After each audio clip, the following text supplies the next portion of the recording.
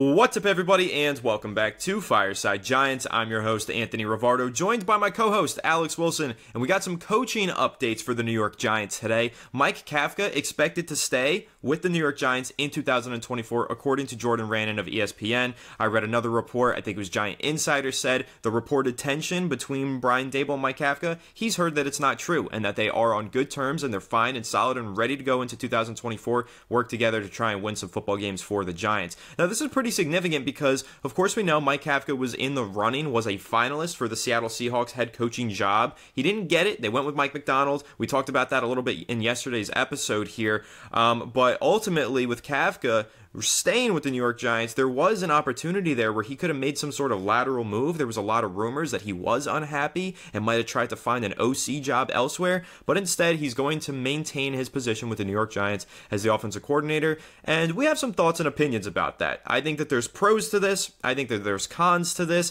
Obviously, we've seen a lot of fans on social media who are pretty upset about it. We've seen others who are a little bit more level-headed, so we're going to go ahead and dive into that, react to the Kafka news, but also the defensive coordinator search. That's not going so well. We talked at length yesterday about Denard Wilson and how the New York Giants were kind of zeroing in on him. Had him in for his second interview. A lot of the reporters were saying he was their top finalist for the job, and ultimately, he decided to go elsewhere, taking on a job with the Tennessee Titans as their next defensive coordinator, foregoing the opportunity to coach in the Big Apple for the New York Giants. So now the defensive coordinator search got that much more complicated with the Giants' top selection now off the board. Who will they target? Well, we'll go ahead and kind of round up the list of names that they've already interviewed and maybe throw out a couple others that we think they should interview but haven't quite yet.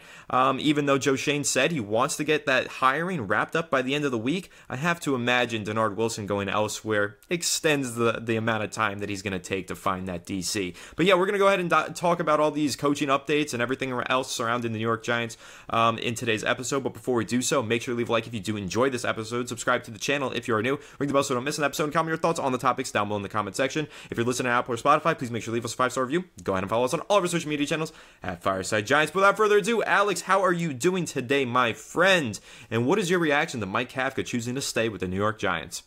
Yeah, I'm doing pretty good. And look, Mike Kafka staying with the Giants is, I know a lot of people are about to say things like, we wanted him gone, we want a new offensive coordinator, we want a new offense, we want this, we want that. But the truth is, the grass is not always greener, my friends. Who is the guy that you want to replace Mike Kafka with? That's the first question I'll ask you. The Giants are last in line right now, apparently, for whoever they want. Clearly, I don't know if coaches don't want to come to the Giants. I'm not sure about that. But it doesn't seem to me they're dying to sign up with us. I mean, we just saw, of course, Denard Wilson go to the Tennessee Titans, and Tennessee's situation is certainly not as good. Or maybe they're just as good. Maybe they're just as bad. It's definitely interesting. I mean, Denard Wilson could have gotten promoted to stay with the Baltimore Ravens, but he didn't even wait to find out. He jumped on the first opportunity to go with the Titans and the Giants now. And Joe Schoen said earlier this week they wanted to figure out the DC position this week, by the end of this week. And clearly that doesn't seem to be possible since all their candidates are falling by the wayside and falling out of contention. So we wonder, what does the future look like for the Giants at the DC position? But at offensive coordinator, we do have one retention. And look, as much as I think our offense was awful last year, as much as I think Mike Kafka struggled to a degree, as much as I think that another option could have been better, I do think that there has to be some sort of value in retention and our offense not having to learn a whole nother system. And Daniel Jones, if they're going to go with him, we don't know what the future looks like just yet in that regard. But if they're going to stick with Daniel Jones, do you really want to give Daniel Jones a fourth freaking offense in 5 years? You know what I mean? You're basically dooming him.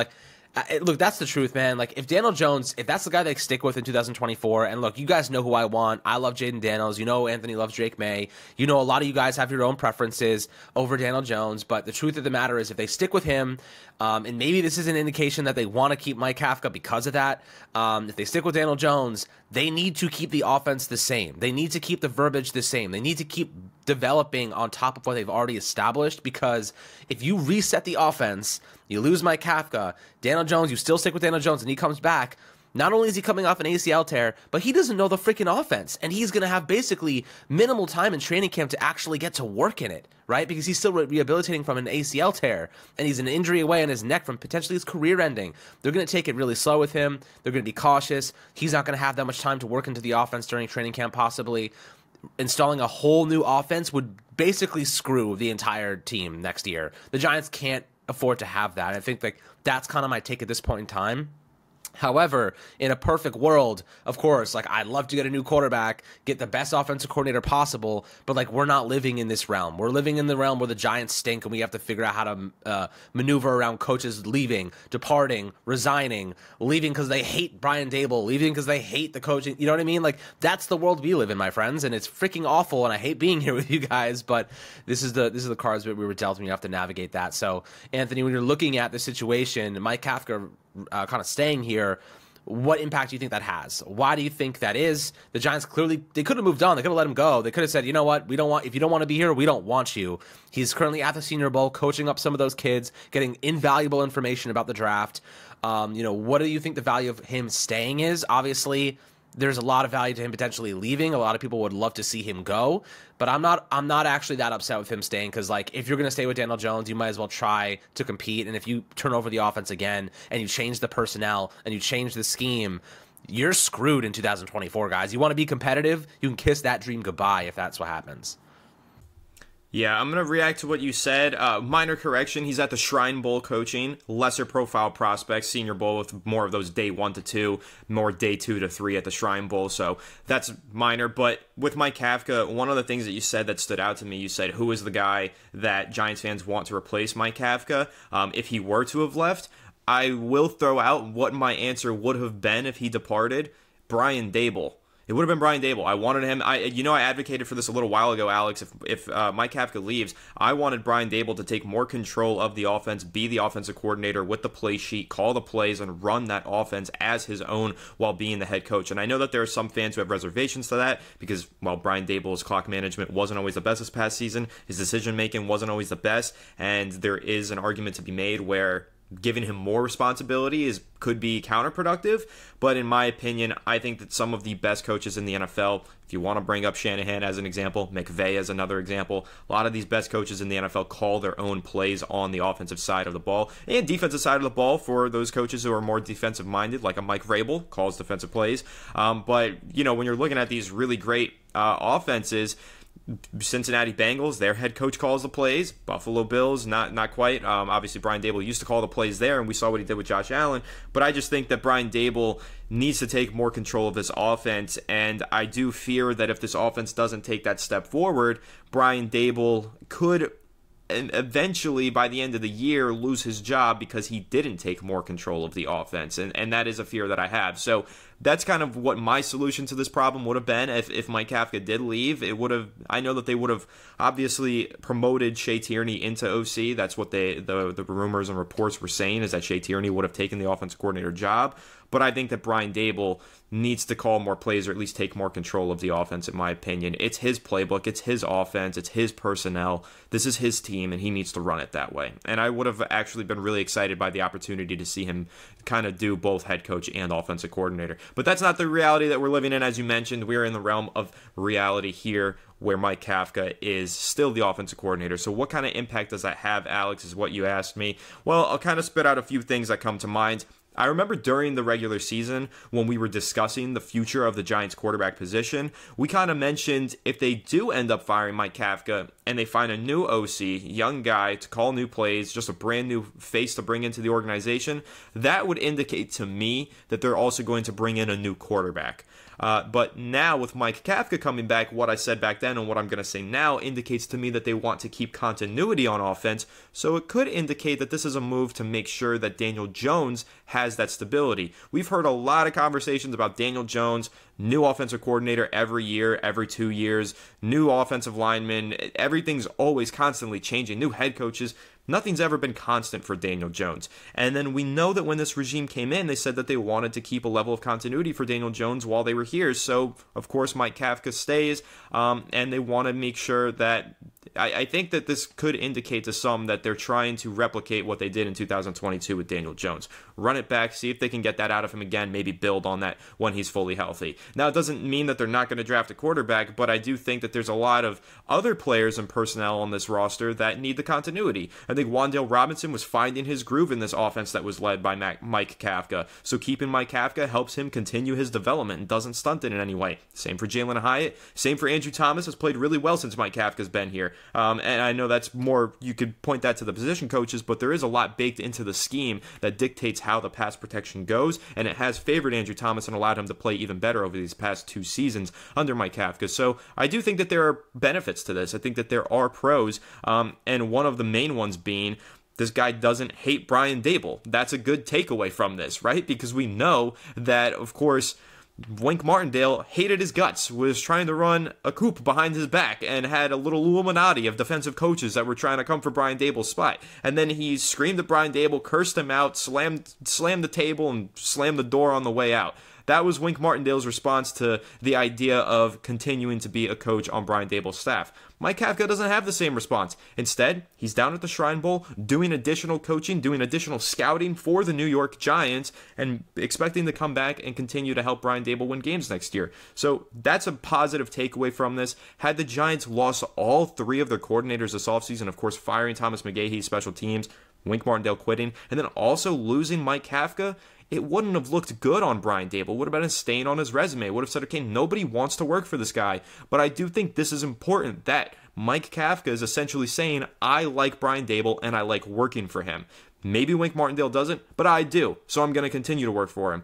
That's important to me. That's my biggest takeaway from this whole thing, is that Brian Daboll was able to retain one of his coordinators, and he hasn't been able to retain the other 2, but at least he's retaining one of them. And if you want to pick which one of these 3 has the most interest from other teams in the league, it's by far Mike Kafka. Guys, he's getting head coaching interviews left and right. He was a finalist for the Seattle Seahawks. He is highly thought of in this league. I know the Giants fans don't think of him too highly right now because, yes, the 2023 season was an absolute disaster. But at the same time, it was a disaster for the first half of the year, and in the second half of the year, they were picking up wins down the stretch, upsetting teams with Tommy DeVito and Tyrod Taylor at quarterback. I know we give Brian Daboll a lot of credit for that. God damn it, give Mike Kafka his flowers too. He had a play in that as well. Like, he helped Tommy DeVito develop and win games. You can't say that he didn't. So Mike Kafka deserves a little bit of credit and respect. I think other NFL teams are recognizing that. That's why he's getting these head coaching interviews. And right now the fans aren't recognizing that because they are upset by the way that the 2023 season went, and I understand that. But ultimately, this is a guy that's really highly thought of in this league. He's staying back with the New York Giants this year to continue working a relationship with Brian Daboll. I think that's really important.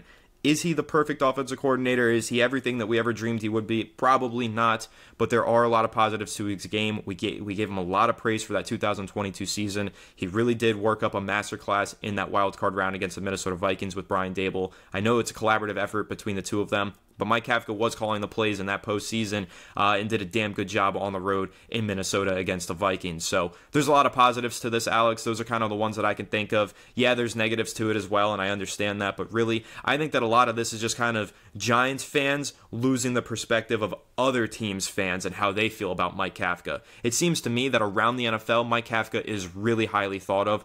Other teams, their fans are like, okay, I'm interested. I want him as head coach. Those other teams are literally vying for him as their head coach. And Giants fans are like, okay, goodbye, good riddance. I don't think that that's an accurate way to portray how good of a coach Mike Kafka is. I just think Giants fans are a little bit caught up in the moment here, a little bit bitter and upset about how bad the 2023 season was, and rightfully so. But Mike Kafka, at the end of the day, I think is a pretty good coach. And again, I think that's evidenced by how many teams wanted to hire him as a head coach. Absolutely. I mean, I want to kind of talk about what you referenced earlier with Brian Daboll taking over as the OC. My concerns are as follows. As you said, the clock management was spotty in general. I don't trust him to be able to do multiple things at one time. I mean, the more we see it, the more we hear about it, he's a hothead, right? Like, he gets like really, really intense on the sideline. Sometimes he loses focus. Sometimes he yells at his coordinators. Like, I think that ultimately that's problematic. This is the reports. I'm just basing it off of what we've seen, what we've heard from the media. But if that is true, I don't trust him to be able to call an offense and manage the clock and manage, like, you know, just the flow of players coming in and out. He needs a quality control coach, right? First and foremost, needs a quality control coach. Is he willing to give up that responsibility? You know, is he willing? Because it sounds like he wants all the power. He wants all the responsibility. Is he willing to give up some of that to have more of a collaborative situation where, you know, they can manage the clock better and he can obviously manage the offense? Now, my question is, when it comes to him actually calling plays, him actually running this offense, are we confident right now that he is going to manage to call an offense good enough with Daniel Jones at quarterback, right? I think that's really what you have to ask yourselves. We managed to, in 2022, mask a lot of Jones' weaknesses by playing calling a lot of play action, and that, thankfully, you know, Saquon Barkley played essentially the whole season, and we were able to use Saquon Barkley's the attention he draws to open up the passing game. If you lose Saquon Barkley, you can forget about using play action, right? No one's gonna buy our into our running game. No one's gonna trust or fear our rushing attack. So it's gonna come down to Daniel Jones coming off an ACL tear and one injury away from his career ending to operate a high octane passing game, in which Brian Daboll did with Josh Allen, who's like tier 1B below Patrick Mahomes in terms of quarterbacking, right? Like that is not realistic.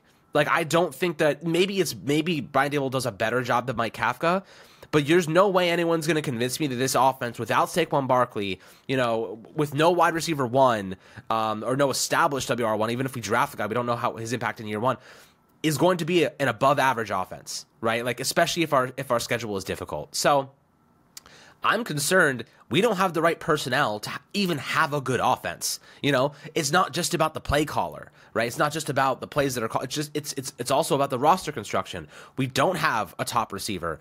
Darren Waller is an injury waiting to happen. Our offensive line, while I pray to God gets better, is still one of the worst, if not the worst, in football, right? Until proven otherwise, I am not going to sit here and tell you this offensive line is going to be good in 2024. I'm tired of talking about optimistic things. Oh, we're going to be better here. We're going to do better there. I'm not buying it anymore. We are ass until we are proven otherwise. So that's kind of where I sit. Anthony, how do you feel about the idea that it doesn't matter who the hell's calling plays, our offensive line is still dog. Our freaking receivers are still very questionable. We don't have enough talent there. Our quarterback is still shaky, coming off an ACL tear. You know, Darren Waller's an injury waiting to happen. Like, we can put all the blame on Mike Kafka guys, but the truth is our roster is bad. Our offensive construction is poor. We don't have enough talent. We don't have a good offensive line. We don't have pass protection. We don't run block well. We may lose Saquon Barkley. You know, how do you combat that? Play calling's not going to fix that. You know what I mean? You need actual freaking talent. We don't have enough. So my question now is, what position on offense do you have to overturn? What can you do on offense to improve this unit enough where whoever the hell is calling plays next year actually can operate an offense that isn't bottom of the league, right? So that's where the draft comes into play. That's where free agency comes into play. The Giants need to win this draft class. They have to have a tremendous draft class this year. If they freaking don't hit on a couple of these offensive players, we are going to be really bad again. That's kind of my personal take. We have to have a good draft class. I know you probably feel the same way. The Giants need to get some really good talent in this draft. Otherwise, I think we're staring at the same situation. You could have anybody calling plays on this offense. You just can't do it with. You don't have you don't have enough talent. Yeah, I agree and I disagree. So I'll say I agree to an extent. I think that the Giants had more talent than what they appeared to have this past season. I think that they underperformed and underwhelmed pretty badly. Like, going into the year, the games where Darren Waller was 100% healthy, I mean, and I don't know if he was ever 100%, but the games where he was healthy, there was a lack of plays drawn up for him. I mean, think about Week 2 versus Arizona. Obviously, that second half was sick, and they won that game, and Daniel Jones had a great performance in the second half. But in that first half, remember how they kind of like marched down the field and ran the ball? Even in Week 1, first 2 weeks of the season, they ran the ball all the way down the field, and then they just go with like 3 straight passing plays in the red zone that go nowhere, and then they turn the ball over, and then it just all gets out of hand. And then the next drive, all they do is throw, and they just abandon the running game.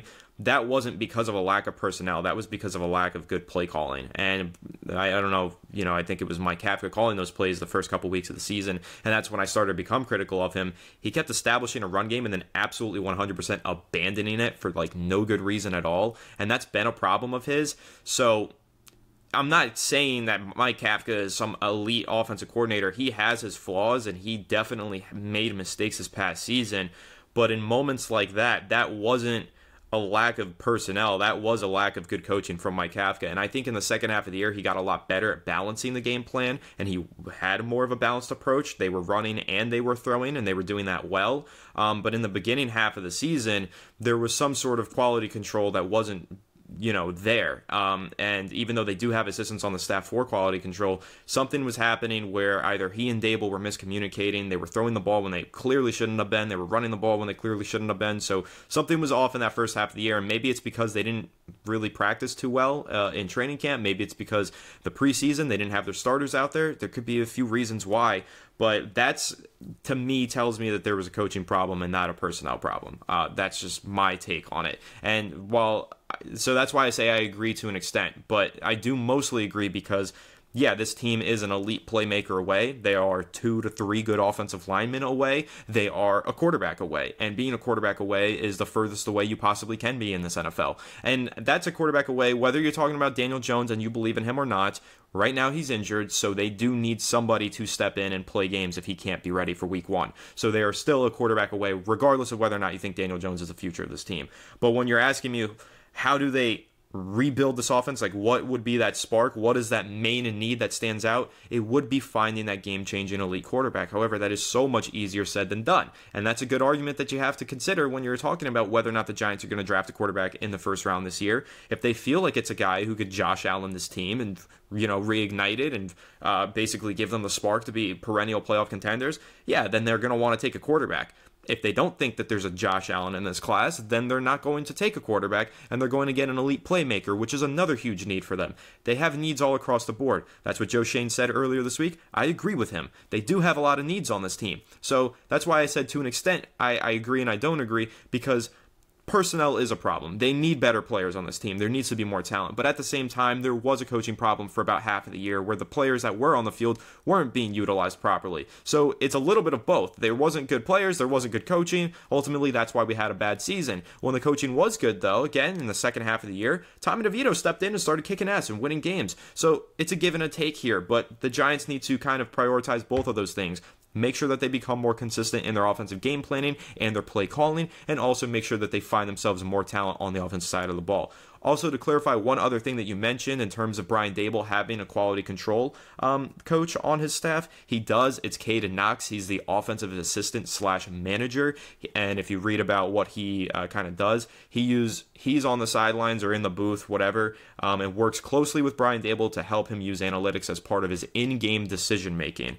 He meets with their team director of football data and innovation every week to plan for the upcoming game and potential situations with Brian Dable. So they actually do have a quality control coach, but I think that would be more so that one report that we read from Pat Leonard that said they would kind of discuss what they were going to do and Brian Dable would overrule them and do the opposite.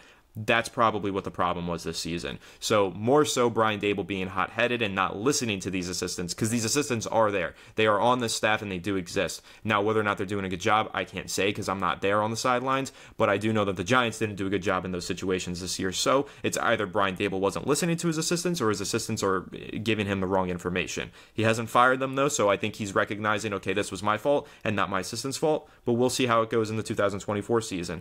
But yeah, man, I think that this offense has a lot of room for improvement, and I think it will improve if they get the right pieces in place. Whether they go quarterback at 6, whether they go Malik Neighbors, Roma Dunes, Brock Bowers, they're in a prime position at number 6 to fix this offense, at least in some capacity, so they better go ahead and freaking do it. I think it's got to be offense at number 6, man.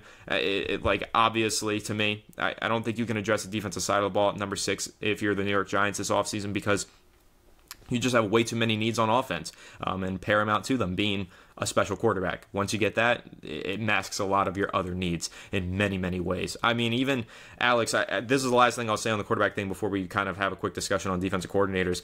Earlier this season, like when we were in the middle of the season and this team was really bad and we were saying, okay, it's time to move on from Daniel Jones, we had a lot of people on these comments saying, look at Patrick Mahomes. He's struggling so badly because he doesn't have anybody to throw to. And you want me to believe that Daniel Jones could succeed with this group of playmakers? And everybody was like, okay, but this group of playmakers is arguably better than the receivers that Patrick Mahomes has. Patrick Mahomes is in the freaking Super Bowl.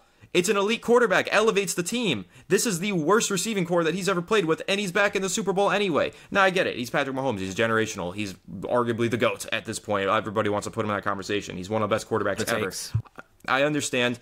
I get all of that, but still, I had a lot of guys commenting at me, yelling at me, hurting my feelings, not really, but just saying stuff to me and saying Daniel Jones can't succeed here. Patrick Mahomes couldn't succeed with the New York Giants. And I think Patrick Mahomes being in the damn Super Bowl right now tells you that if he was on this Giants team, he at least would have made the freaking playoffs. He could have won some more games. That's that. And I had a lot of guys telling me that he couldn't have made the playoffs with this team. It's just not true. He could have. So a game-changing, franchise, elite, generational quarterback changes your entire team, elevates those around you, makes you a Super Bowl contender even when you're not one. That's what a quarterback can do for you. That's my take on it. But now I want to talk about the defensive coordinator spot, unless you had something to add there, Alex. I just want to say that if you can't picture Daniel Jones beating Patrick Mahomes in the Super Bowl, right? And I sure as hell cannot see that. We should not have Daniel Jones in the future. If you can't see, because that's who you're going to have to go up against. If you're the Giants fan and you think Daniel Jones is our future, can you picture him beating Patrick Mahomes in the Super Bowl? No, excuse my language, I'm going to curse right now. No fucking way. No fucking way. There's no way that you're ever gonna convince me that Daniel Jones is beating Patrick Mahomes in the Super Bowl if Josh Allen can't beat him with that type of talent, with Stephon Diggs and James Cook and a great offense. And I know their defense isn't as good, but listen, you have to take, if the Giants have a chance to take a quarterback that has elite upside that could potentially even compete in the playoffs at a high level one day, you got to take a chance. That's the truth. You got to keep trying to find that guy. I'm just going to counterattack and say if Josh Allen can't do it, who the hell can? I don't know if anybody can beat Patrick Mahomes in the Super Bowl. The only one who did was Tom Brady. Tom Brady beat him in the Super Bowl. That's the difference. The Giants don't have Tom Brady. Nobody has Tom Brady. Nobody has Patrick Mahomes. So that's what I will say is I don't think that I can envision any quarterback in the NFL. I'm taking the Chiefs Jones beat for Josh the Super Allen? Bowl. But no, could he beat that's Josh a Allen? better Could he beat argument. Lamar Jackson? That's better. No. That's better. That is a better argument. Right. If it came down to the Super Bowl and Brock Purdy. Yes. Yeah, I think Brock Purdy would give Daniel Jones the work, which is crazy. That's where I stand now. It's like that's my argument. If you can't see him beating any of the guys in the postseason, in the quarterfinals or the semis, if Daniel Jones can't beat any of those guys in the playoffs, you can't visualize it. He is not the future. And also, you guys know my stance. I'm not even going to keep going. It is what it is. He beat Kirk Cousins, though. Please. Stop. Okay. Stop there. He beat Kirk Cousins, but let's not pretend like the Vikings didn't have the worst defense we've ever seen on earth in that game. Yeah, no, that Vikings defense was historically bad. It really was. But listen, great performance from the New York Giants. Awesome performance from Daniel Jones. He made plays in that game that I never envisioned he would ever make. So I will always give him credit. That was a phenomenal performance from Daniel Jones. But that doesn't mean that Case Keenum didn't also have phenomenal playoff performances, and Matt Flynn didn't have a 6-touchdown game once in the playoffs. You gotta do it every day, man. You gotta do it every week. Daniel Jones does it once every year. He's gotta do it every freaking week, or at least every 2 weeks. You can't disappear for 10 weeks of the season and then have one good half against Arizona, and everyone's like, oh my God, look, he's Jesus again. It's not how it goes. You gotta be consistent in the NFL to win these games. I agree with you. I feel bad because now we're kind of ragging on Daniel Jones unnecessarily here. But the last thing that I want to say is I was on Twitter this week and I saw someone post this 2.5-minute highlight video of Daniel Jones. And among the clips were him throwing a key block on a screen pass that he threw into quadruple coverage. And then another one was literally a three-step drop, hitch, and 15-yard pass to the sideline. And I was like, that is not a highlight. For 99% of starting quarterbacks, that is just a normal routine play. If that's what we're pinpointing as highlights for Daniel Jones, either Giants fans really don't know ball or Daniel Jones is just got you guys in a blender right now. I don't know, but I want to digress from this and talk about something else. I think a lot of people are probably screaming at us on the keyboard right now talking about Daniel Jones, but let's talk about Denard Wilson choosing not to be with the New York Giants. I think one of the things that you said at the beginning of this episode that stood out to me was the Titans are about the same level team as the New York Giants, and I think I would agree with that. So him choosing to leave to go coach the Titans instead probably means that their new head coach, honestly, it's slipping my mind. I don't remember who they hired, but either he met with him and he really liked him, and that's why he wanted to go there, Or simply put, he didn't want to go to the New York Giants. That's also a possibility. But then again, he didn't stay in Baltimore, so I'm not really sure what his reasoning was for going to Tennessee. Maybe the head coach there just gave him a really good sales pitch, and that's why he wanted to go ahead and coach for the Titans. All I'll say, though, it does... Brian Callahan, that's right. That's Cincinnati Bengals former quarterback's coach, right? Yeah. And then, so that makes sense. He's a smart guy. But I think going forward now, it's going to be interesting to see how the Giants pivot here. And so that's kind of where I want to wrap the discussion, Alex, and ask you, who are some of these candidates still available for the New York Giants that you think that either they are considering or maybe that they're not and you think that they should be considering? I mean, look, the truth is like the options are coming off the board pretty fast. I don't really even know some of these guys that we're going to be interviewing now, but I know you're a big proponent of Leslie Frazier. A lot of people will say, I don't want Leslie Frazier. You know, he wasn't good with Buffalo. But listen, here's the difference between the two. One has proven success, even if he has a couple seasons worth, some of it not as good as others. The other option that we're probably going to have to go with is someone who has no experience at all. So you're taking a guy with experience, you know, that can work with what we have, that knows how to call plays, has the comfortability, or you go with a guy that's never done it and it's a gamble, right? You're gambling on it. You're rolling the dice. Can he be good? Can he manage it? Can he survive? So, you know, if you're more risky, maybe you want to go with a guy that has less experience or no experience at all as a defensive coordinator, or you go with a guy like Leslie Frazier, add him to the mix, and see what comes down the other side. So right now, like, to be honest with you, I'm not entirely sure the Giants, the news has came out that the Giants have interviewed the guy they end up hiring. It's totally possible, for what it's worth, that they may be waiting until the Super Bowl is over. Maybe they're trying to get someone from Kansas City, trying to get somebody from the 49ers, the Shanahan tree, or get someone that's working under Spags, who's now up for his, fourth Super Bowl win or something like that? Fifth? Like, he's going to set the record for the most Super Bowl wins as defensive coordinator. You know, obviously he was with the Giants many years ago and was great, but, you know, maybe the Giants are targeting someone from that tree. So we'll see what happens. I think that there are options, maybe ones that we haven't heard just yet. I can't pinpoint the names right now, but I wouldn't be surprised if the Giants would wait a little bit longer after the Super Bowl to see what happens. However, Joe Schoen did say he wanted to have it wrapped up this week. He probably thought they were going to get Leonard Wilson. He probably thought that somebody else was going to shake loose, and that hasn't happened. So I don't think that unless they settle for the only available option, one or two guys on the board, I don't think that we're going to see them, hire DC this week, but maybe in the next couple. Yeah, so a couple things that I want to throw in there. You mentioned maybe they're trying to get somebody from the Chiefs staff, and that's why they're going to wait till the end of the Super Bowl. Brendan Daly, linebackers coach for the Kansas City Chiefs, is a candidate for the position. They did interview him. I like the idea of Brendan Daly. Again, coming from the Spags tree, that's why I'm excited about it, like you just mentioned. He's worked under Steve Spagnuolo. We know Steve Spagnuolo is a great defensive mind. Brendan Daly is well-respected, has a lot of glowing reviews if you read about him. It could be a guy that re-implements that Steve Spagnuolo defense to New York, where it belongs. I'll just mention that. I wish Steve Spagnuolo never left, though I do understand why he did. But that defense is nasty. I love his defensive unit, and it is that 4-3 pass-rushing, attack-heavy defense. But it's a great one, and Brendan Daly could probably re-implement that. And again, it seems like he might be near the top of their candidates now that Leonard Wilson is gone. Although, like we said, of course, Joe Schoen mentioned at the Senior Bowl that he hopes to have that hiring done this week. That's not going to be possible if he wants to hire Brendan Daly. So could he maybe be looking at Shane Bowen? I know that they interviewed him, defensive coordinator for the Titans last season. Maybe that's who they're planning on hiring. It's possible. I'll tell you guys, that wouldn't move me. That would not thrill me. I wouldn't like that hiring a whole lot. I think that's, if you want to talk about unimaginative, which is kind of how people are describing the Leslie Frazier hiring, I'll tell you I think Shane Bowen's pretty unimaginative, personally. And then I just want to touch on Leslie Frazier because I know I've been advocating for him on the podcast, and I know it's kind of like a moot point because the Giants haven't even interviewed him, but I think that they should, and I think that it's ridiculous that they haven't. And I know a lot of Giants fans keep saying that they don't want the Giants to interview Leslie Frazier, and I just don't understand it. And so I tweeted today, why don't you guys want Leslie Frazier to be hired? Like, why do you not want him interviewed? If you look at his stats, and I'll pull it up again, Alex, I know that we were talking about this before we started recording. If you look at Leslie Frazier's stats when he was with the Buffalo Bills as their defensive coordinator, he finished 26th in defense the first year he was there. All right, I get it, not so great. Then second, then third, then 14th, then first, then sixth. So basically basically had a top 10 defense nearly every single season that he was there. They finished top 10 in interceptions forced every single season. They finished top 10 in takeaways every single season.